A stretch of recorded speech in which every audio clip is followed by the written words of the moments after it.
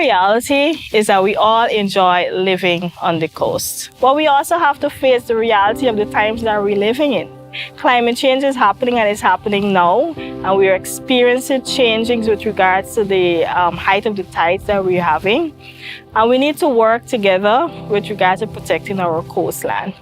Our hard structures are there to protect us, but they don't work by themselves. Mangroves complement them, and in some communities, very vulnerable coastal communities, mangroves are our only protection. With its near 430 kilometers of bustling urban settlements and dense mangrove forests, Guyana's coastline is a powerful natural resource. 90% of Guyana's human population is centered on the narrow strip of coastal plain, on an area representing just 7.5% of Guyana's total territory. The majority of the country's GDP, in addition to the majority of the country's domestic foodstuffs, are a product of the area's rich soils and many waters. This combination of factors puts the coastal zone at the center of Guyana's new National Development Plan until 2040, the Green State Development Strategy.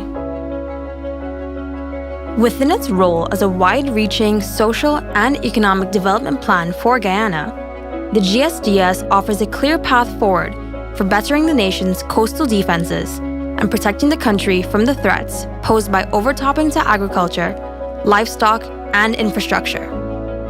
What the strategy aims to achieve, I believe as a ministry, we have already had a forced jump, so to speak, because most of what the strategy sets out to achieve, we have already started that a long time ago in our designs and our flood protection approach.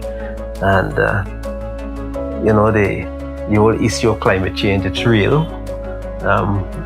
By now we've come to that place where it's really happening, and we have to be in that state of readiness. And from, let's say, a decade ago, we have already initiated our response. So how will this be achieved? One of the main areas in which the GSDS will protect coastal defenses is through the management of mangrove forests. When we're talking about mangroves in our communities, we're also talking about what you call cruda or cruda bush. These are nature's defenses against the heavy wave action that we would experience on the coast. Mangroves are important in that they not only dissipate wave energy, protecting vulnerable coastal communities, our livelihoods, our homes, and our income-generating activities, but they also support coastal bird species, the crabs that we love so much. The fishing community and fishermen depend on mangroves as they also provide a nursery for juvenile fish. Despite these obvious advantages, it is estimated that since 1992, Guyana has lost 3/4 of its mangrove cover to human-driven deforestation, leaving only the seawall to protect coastal communities.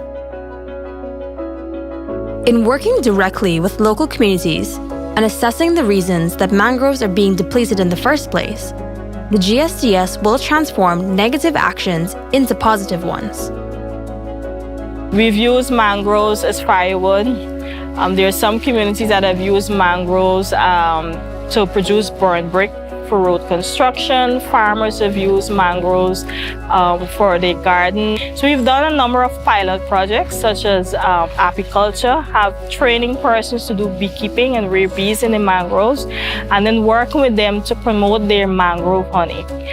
We also have a tourism pilot project at Victoria, where we've trained community tour guides.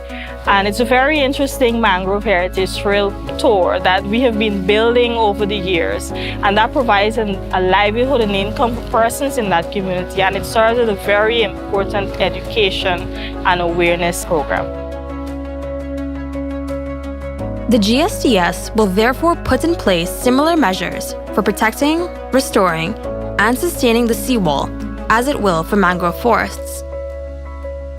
These will involve undertaking surveys of existing defenses, replanting and rebuilding through community engagement, and creating public awareness campaigns to promote the importance of sea defenses.